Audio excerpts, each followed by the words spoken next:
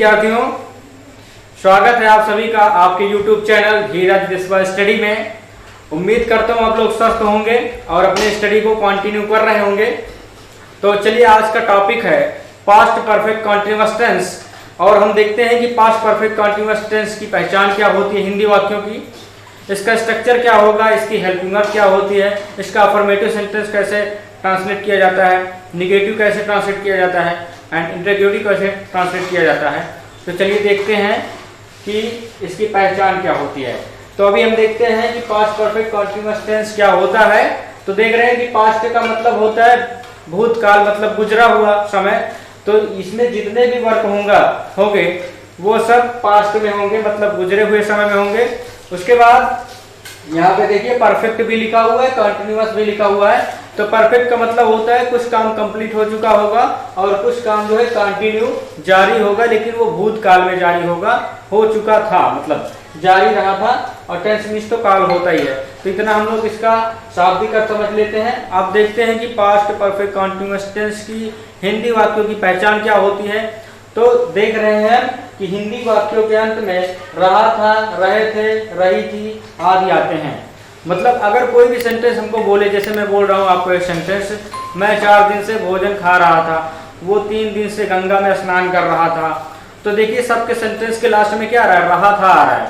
लेकिन आप लोग इसमें कंफ्यूजन नहीं होइएगा, क्योंकि पास्ट कंटीन्यूअस टेंस और पास्ट परफेक्ट कंटीन्यूअस टेंस दोनों के हिंदी वाक्यों के अंत में रहा था, रहे थे आदि शब्द आते हैं, लेकिन डिफरेंस होता है पास्ट कंटीन्यूअस टेंस में और पास्ट परफेक्ट कंटीन्यूअस टेंस के सेंटेंस में डिफरेंस होता है। वो डिफरेंस क्या है? वो डिफरेंस ये है कि पास्ट परफेक्ट कंटीन्यूअस टेंस में कार्य स्टार्ट होने का टाइम दिया हुआ होता है, जैसे 3 दिन से स्नान कर रहा था, तो यहाँ पे 3 दिन से लिया हुआ है। वो 4 महीने से मुंबई में रह रहा था, तो यहाँ पे 4 महीने से टाइम दिया हुआ है। लेकिन जो पास्ट कंटीन्यूअस टेंस का सेंटेंस होता है उसमें टाइम नहीं दिया हुआ होता है कार्य स्टार्ट होने का।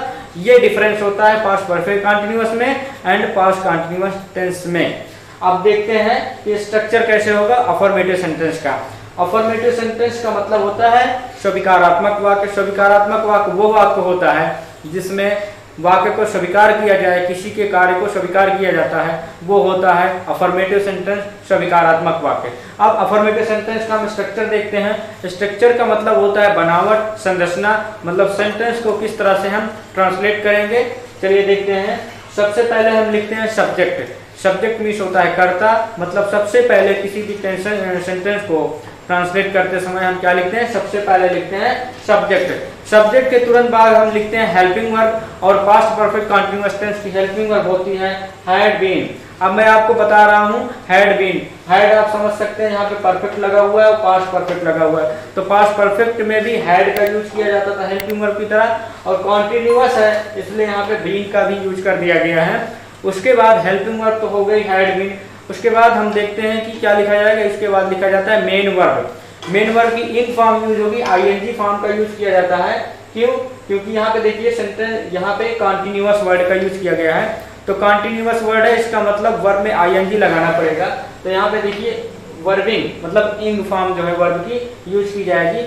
अब वर्ब लिखने के बाद हम जो है ऑब्जेक्ट लिखते हैं। ऑब्जेक्ट मीन्स होता है कर्म। कर्म वो होता है जिस क्रिया को कार्य सब्जेक्ट करता है, उसको कहते हैं ऑब्जेक्ट, मतलब कर्म। उसके बाद चूंकि यहाँ पे पास्ट परफेक्ट कंटीन्यूअस टेंस में कार्य स्टार्ट होने का, वर्क स्टार्ट होने का टाइम दिया हुआ होता है, तो हम सिंस या फार का यूज करते हैं। अब हम बता रहे हैं सिंस का यूज कहाँ करेंगे, जब कोई पॉइंट ऑफ टाइम निश्चित समय दिया हुआ होता है, जैसे कोई टाइम दिया हो, जैसे 7 o'clock, 3 o'clock, 5 o'clock, night, day, या किसी डे का नाम दिया हो संडे, मंडे, या किसी मंथ का नाम जनवरी, फरवरी दिया हो, या किसी ईयर का नाम 1923 या 2021। अगर इस तरह की चीज़ें दी हुई होती हैं तो हम समझ जाते हैं कि वहाँ पे सिंस का यूज करना है। यदि पीरियड ऑफ टाइम मतलब पीरियड ऑफ टाइम का यूज दिया, ड्यूरेशन दिया रहे समय का, तो वहाँ पे हम फार का यूज करते हैं। जैसे 2 days, 3 days, 4 months, 5 years, 2 hours, 3 hours, यदि इस तरह का दिया रहे तो उसके लिए हम फार का यूज करते हैं। उसके बाद सिंस और फार का यूज करने के बाद हम टाइम का यूज करते हैं, मतलब जो टाइम दिया रहे वो टाइम हम लिख देते हैं। तो इस तरीके से आपका ये स्ट्रक्चर कंप्लीट हो जाता है। अब देखते हैं सेंटेंस क्या है। राजेश 2 घंटे से टीवी देख रहा था। अब सेंटेंस को हम जब चेक करते हैं तो यहाँ पे पता चल रहा है कि रहा था है, तो रहा था है। अगर हम पूरा सेंटेंस देखते हैं तो यहाँ पे टाइम भी दिया हुआ है 2 घंटे से, मतलब जो वर्क है, वर्क स्टार्ट होने का जो टाइम दिया हुआ है वो 2 घंटा, इसका मतलब। और यहाँ पे देखिए रहा था आ गया, तो ये सीधा सीधा जो पहचान हो गई है कि ये पास्ट परफेक्ट कंटीन्यूअस टेंस का सेंटेंस है। और किस तरह का सेंटेंस है? अफर्मेटिव सेंटेंस है, क्योंकि टीवी देख रहा था, इसमें निगेशन का कोई मतलब नहीं है, स्वीकार कर रहा है सेंटेंस को। तो अब चलिए स्टार्ट करते हैं, इसको ट्रांसलेट करते हैं। तो सबसे पहले हम क्या लिखते हैं? सबसे पहले लिखते हैं सब्जेक्ट, और सब्जेक्ट जो है इस सेंटेंस का क्या है? राजेश है, तो यहाँ पे राजेश लिख दिया जाता है। उसके बाद सब्जेक्ट के तुरंत बाद हम हेल्पिंग वर्ब का यूज करते हैं। हेल्पिंग वर्ब क्या है? हेल्पिंग वर्ब है हैड बीन। अब हम एक बात और आपको बता दें कि इसमें कोई ऐसा इश्यू नहीं होता है कि सिंगुलर सब्जेक्ट के साथ कौन सी हेल्पिंग वर्ब यूज होगी और प्लूरल सब्जेक्ट के साथ कौन सी हेल्पिंग वर्ब यूज होगी। तो दोनों के साथ, चाहे वो सब्जेक्ट सिंगुलर हो या प्लूरल हो, दोनों के साथ हैड बीन का ही यूज किया जाता है। Singular subject and plural subject दोनों के साथ एक ही हेल्पिंग वर्ब हैड बीन का यूज किया जाता है। ये आपका क्लियर हो गया। उसके बाद जब हेल्पिंग वर्ब लिख देते हैं उसके बाद हम सीधा आते हैं मेन वर्ब पर। मेन वर्ब इसमें क्या है? अब यहाँ पे हम देखेंगे, मैंने आपको कितनी बहुत सारे बार बताया है कि यहाँ पे हिंदी वाक्य के अंत में आपको मेन वर्ब मतलब मुख्य क्रिया आपको दिख जाएगी। यहाँ पे देख रहा था, तो हिंदी वाक्य में आपको यहाँ पे दिख रहा है। तो देखना का इंग्लिश होता है, वॉच मीन्स होता है देखना, तो ये हो गया वॉच। लेकिन इसमें वर्ब की आईएनजी फॉर्म का यूज किया जाता है, तो हो गया वाचिंग। ये मेन वर्ब हो गई। मेन वर्ब के बाद ऑब्जेक्ट लिखा जाता है, वो क्या कर रहा था? मतलब टीवी देख रहा था, तो टीवी क्या है? टीवी ऑब्जेक्ट है, टीवी लिख दिया जाता है। उसके बाद टाइम की बात आती है, तो देखते हैं 2 घंटे से। 2 घंटा क्या है? ये एक ड्यूरेशन ऑफ टाइम है, मतलब पीरियड ऑफ टाइम है, तो इसके लिए हम फॉर का यूज करते हैं। तो यहाँ पे लिखते हैं फॉर, उसके बाद टाइम लिख दिया जाता है 2 घंटा, फॉर 2 आवर्स। एक बार सेंटेंस को चेक कर लिया जाता है। राजेश 2 घंटे से टीवी देख रहा था, तो Rajesh had been watching TV for 2 hours. इस तरीके से आपका ये सेंटेंस जो है ट्रांसलेट हो गया है। अब देखते हैं नेक्स्ट सेंटेंस क्या है। नेक्स्ट सेंटेंस है, हम 1993 से इस मकान में रह रहे थे। पहले हम सेंटेंस को पूरी तरीके से देखते हैं कि क्या है सेंटेंस। यहाँ पे देख रहे हैं सेंटेंस के लास्ट में, तो हमें पता चल जाएगा कि ये किस टेंस का है। तो यहाँ पे देख रहे थे और यहाँ पे देखिए टाइम दिया हुआ है, तो हम समझ जाएंगे कि ये पास्ट परफेक्ट कंटीन्यूअस टेंस का सेंटेंस है और अफर्मेटिव सेंटेंस है ये। तो इसको चलिए ट्रांसलेट करते हैं, देखते हैं इसमें सब्जेक्ट क्या है। तो सब्जेक्ट है इसमें हम, तो सबसे पहले हम का क्या होता है? हम का होता है वी। उसके बाद सब्जेक्ट लिखने के बाद हेल्पिंग वर्ब का यूज किया जाता है। हेल्पिंग वर्ब जो होती है वो पास्ट परफेक्ट कंटीन्यूअस टेंस की हेल्पिंग वर्ब होती है हैड बीन, तो हैड बीन का यूज कर दिया गया। अब सीधा मेन वर्ब पाते हैं। मेन वर्ब क्या है? रहना। तो रहना का क्या होता है? लिव मीन्स होता है रहना, लेकिन इसमें वर्ब की आईएनजी फॉर्म का यूज किया जाता है, तो यहाँ पे हो जाएगा लिविंग। लिविंग हो गया। अब ऑब्जेक्ट लिखते हैं। ऑब्जेक्ट क्या है? ऑब्जेक्ट है ही नहीं है इसमें, तो हम लिखते हैं जो अदर वर्ड्स बचते हैं उसको। तो इस मकान में living in this house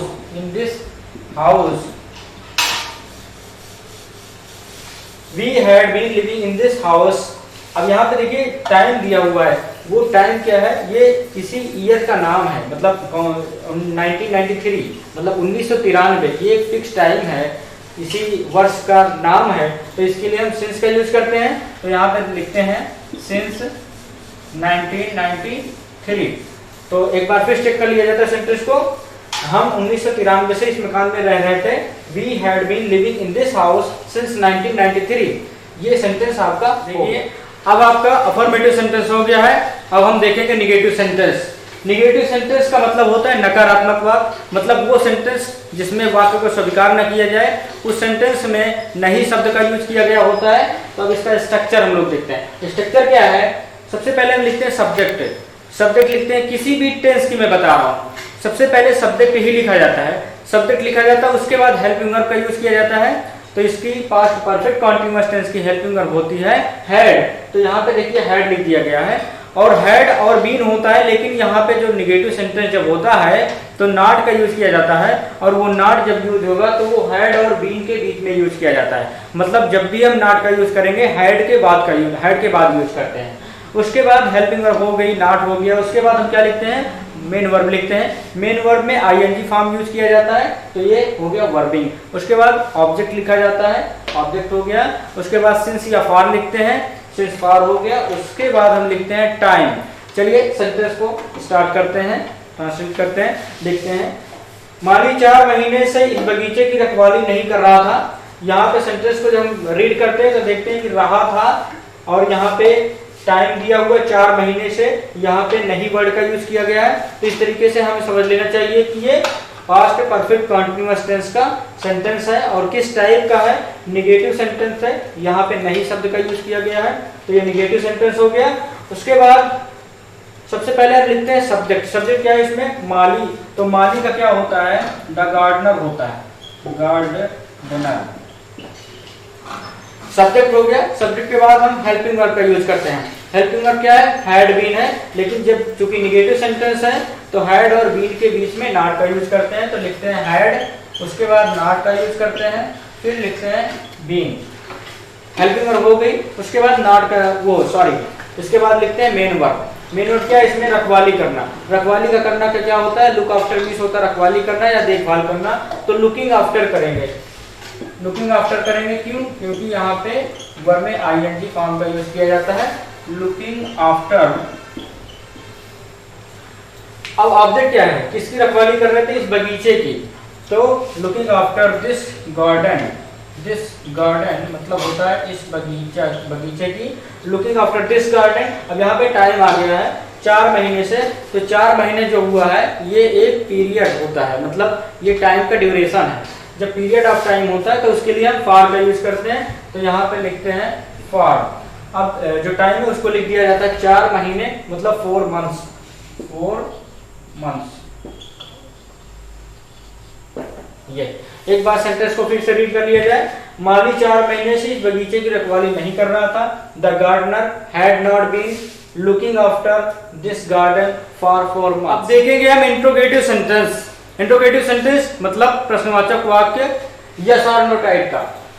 yes और नो टाइप मैं क्यों बोलता हूं इसको, क्योंकि इसका जो आंसर दिया जाता है उसका आंसर यस या नो में दिया जाता है। जब किसी सेंटेंस का आंसर यस या नो में दिया जाए तो उसको बोलते हैं यस और नो टाइप इंट्रोगेटिव सेंटेंस। जैसे क्या मैं 2 दिन से आपको हिंदी नहीं पढ़ा रहा था, मैंने क्या से क्वेश्चन किया तो आप आंसर देंगे यस या नो, मतलब पूरा आंसर कंप्लीट हो गया, पूरा बोलने की आवश्यकता नहीं है। तो इसलिए इसको यस और नो टाइप सेंटेंस बोला जाता है। अब इसका स्ट्रक्चर क्या होता है, इसकी बनावट क्या होती है, इस सेंटेंस को कैसे ट्रांसलेट करते हैं, उसके लिए हम स्ट्रक्चर देखते हैं। सबसे पहले हम लिखते हैं हेल्पिंग वर्ब। किसी भी टेंस की बात कर रहा हूँ, यदि इंट्रोगेटिव सेंटेंस यस और नो टाइप वाला है तो सबसे पहले हम हेल्पिंग वर्ब का ही यूज करते हैं। केवल टेंस में, प्रत्येक टेंस में केवल हेल्पिंग वर्ब बदलती है, बाकी स्ट्रक्चर सेम रहता है। तो देखते हैं हेल्पिंग वर्ब क्या है, हैड है। उसके बाद सब्जेक्ट लिखा जाता है, सब्जेक्ट लिखते हैं। निगेटिव अगर भी निगेटिव और सेंटेंस में नहीं वर्ड का भी यूज किया गया है तो आप नॉट का यूज करेंगे। उसके बाद बीन लगाएंगे, फिर वर्बिंग मतलब वर्ब की आईएनजी फॉर्म का यूज करते हैं। उसके बाद यहाँ पे ऑब्जेक्ट का यूज किया जाता है, सिंस या फॉर का यूज करेंगे। उसके बाद टाइम यूज करते हैं, फिर मार्क ऑफ इंट्रोगेशन। तो इस तरीके से ये स्ट्रक्चर हो जाता है। सेंटेंस है अपना, क्या मैं 2 दिन से आपको हिंदी नहीं पढ़ा रहा था। हम यहाँ पे लास्ट में देखते हैं तो रहा था आ गया है। जब रहा था आ गया है और यहाँ पे देखेंगे टाइम भी किया हुआ है, यहाँ पे क्वेश्चन भी पूछ रहा है, यहाँ पे नहीं वर्ड का यूज किया गया है। तो सबसे पहले हम समझते हैं कि ये पास्ट परफेक्ट कंटीन्यूअस टेंस का सेंटेंस है। यहाँ से पता चलता है, यहाँ से पता चलेगा कि ये इंट्रोगेटिव सेंटेंस है या आर नो टाइप का इंट्रोगेटिव सेंटेंस है। यहाँ पर आपको पता चलेगा कि ये जो सेंटेंस है ये इंट्रोगेटिव निगेटिव सेंटेंस है। चलिए अब स्टार्ट करते हैं। तो जब क्या वर्ड का यूज किया गया है, मतलब सबसे पहले हम हेल्पिंग वर्ब का यूज करेंगे। हेल्पिंग वर्ब क्या होती है, हेल्पिंग वर्ब होती है हैड। उसके बाद हेल्पिंग वर्ब के बाद हम लिखते हैं सब्जेक्ट। सब्जेक्ट क्या है इसमें, मैं, तो मैं का होता है आई। अब यहाँ पे निगेटिव भी है तो इसमें सब्जेक्ट के बाद क्या यूज करेंगे, नॉट का यूज करते हैं। उसके बाद बीन का यूज करते हैं, बीन लिख दिया जाता है। उसके बाद मेन वर्ब का यूज करते हैं। मेन वर्ब आपको यहाँ पर मिलेगा लास्ट में, पढ़ाना। तो इसका होता है टीच मीन्स होता है पढ़ाना, लेकिन आईएनजी फॉर्म का यूज किया जाएगा तो ये टीचिंग हो जाता है। उसके बाद ऑब्जेक्ट लिखते हैं। यहाँ पे दो ऑब्जेक्ट हैं, आपको और हिंदी। आपको जो है ये लिविंग है, लिविंग थिंग्स है, और हिंदी क्या है, नॉन लिविंग है। तो जो लिविंग थिंग्स होती है उसको इनडायरेक्ट ऑब्जेक्ट बोला जाता है, जो लिविंग थिंग्स होती है नॉन लिविंग होती है उसको डायरेक्ट ऑब्जेक्ट बोला जाता है। तो यहाँ पे ये लिविंग थिंग्स है आपको और नॉन लिविंग है हिंदी। तो ये रूल्स होता है कि सबसे पहले में इनडायरेक्ट ऑब्जेक्ट को लिखते हैं, बाद में डायरेक्ट ऑब्जेक्ट को लिखते हैं। तो इनडायरेक्ट ऑब्जेक्ट क्या है, आपको, तो यहाँ पे लिखेंगे यू। फिर क्या लिखेंगे, डायरेक्ट ऑब्जेक्ट लिखते हैं, डायरेक्ट ऑब्जेक्ट क्या है, हिंदी है। तो इस तरीके से आपका ऑब्जेक्ट कंप्लीट हो गया। अब हम टाइम पे आते हैं। तो यहाँ पे 2 दिन से मतलब ये पीरियड ऑफ टाइम है, ड्यूरेशन ऑफ टाइम है, और ड्यूरेशन ऑफ टाइम के लिए फॉर का यूज किया जाता है। और यहाँ पे टाइम लिख देते हैं 2 डेज, 2 दिन से है तो लिखेंगे 2 डेज, क्वेश्चन मार्क का यूज कर देंगे। सेंटेंस को एक बार चेक कर सकते हैं, क्या मैं 2 दिन से आपको हिंदी नहीं पढ़ा रहा था। Had I not been teaching you Hindi for 2 days. अब हम देखते हैं इंट्रोगेटिव सेंटेंस WS टाइप का। इंट्रोगेटिव सेंटेंस WS टाइप मतलब प्रश्नवाचक वाक्य जो कि WS से स्टार्ट होते हैं, जो क्वेश्चन वर्ड इंग्लिश में WS से स्टार्ट होते हैं, जैसे कि what, where, when, which, whose, ये सारी चीजें जितने भी क्वेश्चन वर्ड्स हैं ये किससे स्टार्ट होते हैं, WS से स्टार्ट होते हैं। इसलिए इसको मैं WS टाइप का इंट्रोगेटिव सेंटेंस बोलता हूँ। लेकिन हिंदी वाक्य में क्या होगा, हिंदी वाक्य में प्रश्नवाचक शब्द जो होता है वो वाक्य के बीच में आता है। लेकिन जो इंग्लिश वाक्य होगा, इंग्लिश सेंटेंस जो होता है उसमें क्वेश्चन वर्ड जो है सबसे पहले आता है। तो इसलिए सबसे पहले स्ट्रक्चर देखते हैं। क्वेश्चन वर्ड सबसे पहले लिखा जाता है, उसके बाद क्वेश्चन वर्ड के बाद हेल्पिंग वर्ब लिखी जाती है। जितने भी टेंस हैं, और उन सभी टेंस की मैं बात कर रहा हूँ कि जितने भी इंट्रोगेटिव सेंटेंस WS टाइप वाले हैं उसमें क्वेश्चन वर्ड सबसे पहले ही लिखा जाता है। तो आपको ये ध्यान रखना है, मतलब क्वेश्चन वर्ड सबसे पहले लगेगा, केवल हेल्पिंग वर्ब चेंज होती है, स्ट्रक्चर कभी नहीं चेंज होता है। तो सबसे पहले क्वेश्चन वर्ड लिखते हैं, क्वेश्चन वर्ड लिखने के बाद लिखते हैं हेल्पिंग वर्ब। हेल्पिंग वर्ब क्या है, हैड है। उसके बाद क्या लिखा जाता है, उसके बाद लिखा जाता है सब्जेक्ट। और जब यदि सेंटेंस नेगेटिव भी है तो सब्जेक्ट के बाद हम नॉट का यूज करते हैं, नॉट के बाद बीन का यूज करते हैं। इसके बाद मेन वर्ब की ING फॉर्म का यूज किया जाता है, मेन वर्ब की ING फॉर्म का यूज किया जाता है। वर्ब लिखने के बाद ऑब्जेक्ट की बारी आती है, फिर ऑब्जेक्ट लिखते हैं। ऑब्जेक्ट के बाद टाइम की बारी आती है, तो जो पॉइंट ऑफ टाइम या पीरियड ऑफ टाइम जैसा भी हो उसके लिए हम सिंस या फॉर का यूज करते हैं। उसके बाद टाइम लिख दिया जाता है। सेंटेंस है, हम सुबह से उपन्यास क्यों नहीं पढ़ रहे थे। यहाँ पे देखते हैं कि सेंटेंस के लास्ट में हम देख रहे हैं कि रहे थे आ रहा है, तो हम समझ जाएंगे कि ये पास्ट परफेक्ट कॉन्टिन्यूअस टेंस का सेंटेंस है। और यहीं से केवल नहीं पता चल रहा है, पूरा सेंटेंस पढ़ने पर पता चलेगा कि यहाँ पे टाइम भी दिया हुआ है वर्क स्टार्ट होने का। तो वर्क स्टार्ट होने का टाइम दिया हुआ है, सेंटेंस के लास्ट में रहे थे है, तो हम समझ जाएंगे कि ये पास्ट परफेक्ट कॉन्टिन्यूअस टेंस का सेंटेंस है। अब यहाँ पे देख रहे हैं सेंटेंस के बीच में क्वेश्चन वर्ड का यूज किया गया है, क्यों। क्वेश्चन वर्ड क्या है, क्यों है। तो सबसे पहले हम क्या लिखेंगे, इस क्वेश्चन वर्ड की इंग्लिश लिखते हैं। तो इस क्वेश्चन वर्ड की इंग्लिश होगी व्हाई। क्वेश्चन वर्ड के बाद हेल्पिंग वर्ब का यूज किया जाता है, और हेल्पिंग वर्ब क्या है, हेल्पिंग वर्ब है हैड। हैड लिखेंगे, उसके बाद सब्जेक्ट की बारी आती है, सब्जेक्ट लिखते हैं। सब्जेक्ट क्या है इसमें, हम। तो हम का क्या होता है, वी होता है। और यहाँ पे देख सकते हैं कि यहाँ पे नहीं वर्ड का भी यूज किया गया है। तो यदि सेंटेंस इंट्रोगेटिव नेगेटिव है तो सब्जेक्ट के बाद हम नॉट का यूज करते हैं। तो यहाँ पे सब्जेक्ट के बाद नॉट का यूज कर दिया गया। उसके बाद बीन का यूज करते हैं, यहाँ पे बीन लगा देंगे। इतना हो गया। इसके बाद वर्ब की बारी आती है। तो यहाँ पे वर्ब क्या है, क्रिया क्या है, पढ़ना। तो पढ़ना का क्या होता है, रीड होता है। तो यहाँ पे लिखते हैं रीडिंग। रीडिंग लिखते हैं इसलिए क्योंकि यहाँ पे कंटिन्यूअस वर्ड का यूज किया गया है, और इस टेंस में वर्ब की ING फॉर्म का यूज किया जाता है। इतना होने के बाद अब ऑब्जेक्ट की बारी आती है। ऑब्जेक्ट क्या है, इसमें क्या पढ़ रहे हैं, उपन्यास पढ़ रहे हैं। तो उपन्यास का क्या होता है, नॉवेल। नॉवेल मीन्स होता है उपन्यास। अब टाइम लिखते हैं। टाइम यहाँ पे देख रहे हैं सुबह से है, सुबह पॉइंट ऑफ टाइम है, एक मतलब पहर का नाम है। तो सुबह, तो यहाँ पे सिंस का यूज होगा, निश्चित समय है। तो क्योंकि यहाँ पे पीरियड ऑफ टाइम नहीं है, पॉइंट ऑफ टाइम है, निश्चित समय है, तो इसके लिए सिंस का यूज करते हैं। उसके बाद टाइम लिख देते हैं morning, since morning. Question mark का यूज कर दिया जाता है। एक बार सेंटेंस को फिर से चेक कर लिया जाता है। हम सुबह से उपन्यास क्यों नहीं पढ़ रहे थे। तो यहाँ पे क्वेश्चन वर्ड सबसे पहले लिखा जाएगा क्वेश्चन वर्ड क्या है, क्यों है, तो यहाँ पे लिखते हैं वाई। इसके बाद क्या लिखते हैं, हेल्पिंग वर्ब लिखते हैं, फिर सब्जेक्ट लिखते हैं, नेगेटिव है तो नॉट लगाते हैं, फिर बीन लिखते हैं, उसके बाद वर्बिंग लिखते हैं, मतलब वर्ब की आईएनजी फॉर्म का यूज किया जाता है, उसके बाद ऑब्जेक्ट लिखते हैं, फिर जैसे पॉइंट ऑफ टाइम या पीरियड ऑफ टाइम जैसा भी है उसके लिए सिंस या फॉर का यूज करते हैं। तो यहाँ पे हम सुबह से है मतलब पॉइंट ऑफ टाइम है तो यहाँ पे सिंस लिखते हैं, उसके बाद टाइम लिख दिया जाता है। डियर स्टूडेंट्स, आपका ये sentence past perfect continuous tense complete हो गया है। आपसे एक रिक्वेस्ट है, मेरे इस यूट्यूब चैनल ये आपका ही है, आपके लिए ही बनाया गया है, तो आप इसका भरपूर लाभ उठाइए। चैनल को ज़्यादा से ज़्यादा लोगों को बताइए चैनल के बारे में, और उनको बोलिए कि चैनल को सब्सक्राइब कर लें ताकि उनको जो लेटेस्ट वीडियोज हों वो उसका नोटिफिकेशन उनको मिल सके। इसी के साथ साथ वीडियो को अधिक से अधिक आप शेयर करें ताकि ज़्यादा से ज़्यादा लोगों के पास ये पहुंच सके और सभी को इसका लाभ मिल सके। इसके बाद एक काम और आपको करना है कि मतलब लाइक जरूर करना है। लाइक करने से मेरा मोटिवेशन बढ़ता है कि हाँ लोगों को पसंद आ रहा है, और उसके बाद कमेंट भी करना है। इससे पता चलता है कि आप लोग कैसा, आप सजेशन दे सकते हैं कि सर ऐसा ये प्रॉब्लम है, ये दिक्कत है। आप अपनी जितनी भी समस्याएं हैं वो कमेंट्स में आप बता सकते हैं। मैं कमेंट्स पढ़ता हूँ, उसके हिसाब से मैं अपने में इम्प्रूवमेंट करूँगा और आपको वो चीज़ें प्रोवाइड करूँगा जो आप चाहते हैं। तो इसी के साथ साथ जय हिंद।